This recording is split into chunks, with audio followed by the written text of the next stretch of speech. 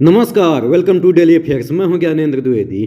आज की दुनिया में ट्रेड सिर्फ खरीद फरोख्त का खेल नहीं रहा। अब इसमें देश की राजनीति, ग्लोबल मार्केट की चालें और सप्लाई चेन की मूवमेंट सब शामिल हो चुके हैं।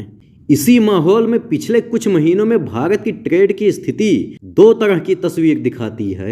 एक, भारत के एक्सपोर्ट में लगातार भरोसा और ग्रोथ, और दूसरी, खासकर चाइना के साथ बढ़ता ट्रेड डेफिसिट, जो हमारे स्ट्रक्चरल इशूज को साफ दिखाता है। FY26 की शुरुआत में चाइना को भारत का एक्सपोर्ट 7 महीने लगातार बढ़ा। इसका मतलब यह है कि भारतीय एक्सपोर्टर्स दुनिया में बदलती हुई डिमांड के हिसाब से जल्दी एडजस्ट हो रहे हैं, और कुछ प्रोडक्ट्स में भारत की स्थिति मजबूत हुई है। दुनिया में डिमांड का जो पैटर्न बदला है उसने भारत को नए मौके दिए हैं। इस बीच SBI और दूसरी रिपोर्ट्स ने भी साफ कहा है कि दुनिया में अनिश्चितता के बावजूद भारत का कुल एक्सपोर्ट काफ़ी हद तक स्टेबल रहा है। यह इसलिए हुआ क्योंकि भारत ने मार्केट्स को अलग अलग दिशा में फैलाया, सरकार ने पॉलिसी सपोर्ट दिया और एक्सपोर्टर्स ने हालात के अनुसार तेजी से बदलाव किए। इसी वजह से अमेरिका के टैरिफ के दबावों का असर पूरी तरह भारी नहीं पड़ा। जहां नुकसान हुआ वहीं चाइना और दूसरे नए मार्केट्स में बढ़ी मांग ने उस झटके को काफ़ी हद तक बैलेंस कर दिया। लेकिन ध्यान देने वाली बात यह है कि यह मजबूती पूरी तरह से रिस्क फ्री नहीं है। एक्सपोर्ट बढ़ा है, लेकिन इंपोर्ट पर हमारी निर्भरता उतनी ही तेजी से चल रही है, और चाइना के साथ बढ़ता डेफिसिट यह बताता है कि हम कुछ सेक्टर्स में अभी भी बाहर से आने वाले कंपोनेंट्स पर निर्भर हैं। इसका सीधा मतलब यह है कि अभी भी जो स्टेबिलिटी हमें दिखती है वह स्थायी नहीं है, क्योंकि जब तक हम इंपोर्ट को कम नहीं करते और अपनी मैन्युफैक्चरिंग को मजबूत नहीं बनाते, हमारी ट्रेड पोजीशन बीच बीच में कमज़ोर पड़ती रहेगी।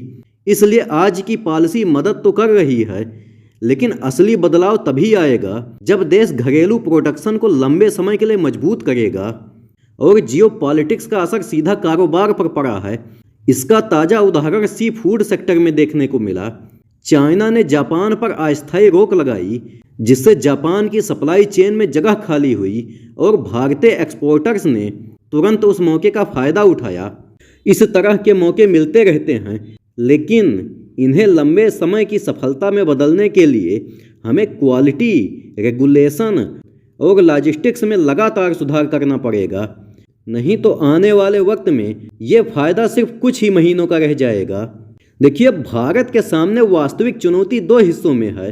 पहला, अभी हालात में एक्सपोर्टर्स को आर्थिक सपोर्ट और नए मार्केट्स तक आसानी से पहुंच चाहिए ताकि टैरिफ जैसे दबाव का असर कम हो।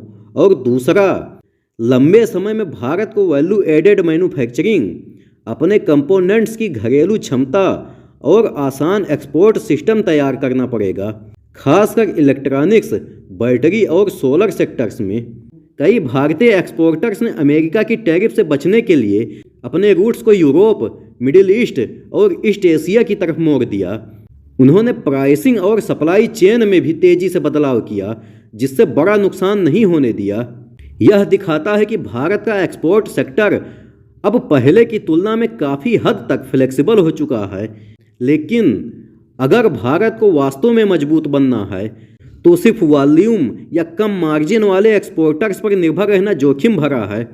हमें ब्रांड, क्वालिटी और हाई वैल्यू प्रोडक्ट्स की तरफ बढ़ना ही होगा। साफ तस्वीर यह है कि भारत की एक्सपोर्ट स्टोरी अब एक मार्केट पर निर्भर नहीं है। अमेरिका का दबाव बढ़ा है, लेकिन चाइना और दूसरे देशों में ग्रोथ ने पूरे फ्लो को संभाले रखा है। लेकिन चाइना के साथ बढ़ता डेफिसिट अभी भी एक बड़ी चेतावनी है। इसे कम करने का रास्ता सिर्फ एक ही है, कमज़ोर सेक्टर्स में अपनी मैन्युफैक्चरिंग को मजबूत बनाना। और यही वह स्ट्रेटजी है जो भारत को सिर्फ आज की चुनौतियों से नहीं बचाएगी, बल्कि आने वाले सालों में भारत को एक मजबूत, आत्मनिर्भर और टिकाऊ एक्सपोर्ट इकोनॉमी बनाएगी।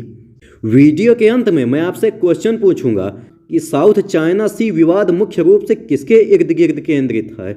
ए पर है मछली पकड़ने का अधिकार, बी समुद्री व्यापार मार्ग, सी द्वीपों पर संप्रभुता और समुद्र के नीचे के तेल और गैस का भंडार, और डी पर्यटन उद्योग। अगर आपको आंसर पता है तो कमेंट बॉक्स में ज़रूर दीजिए, और अगर वीडियो पसंद आया हो तो लाइक और सब्सक्राइब ज़रूर करिए। मिलते हैं अगले वीडियो में। जय हिंद।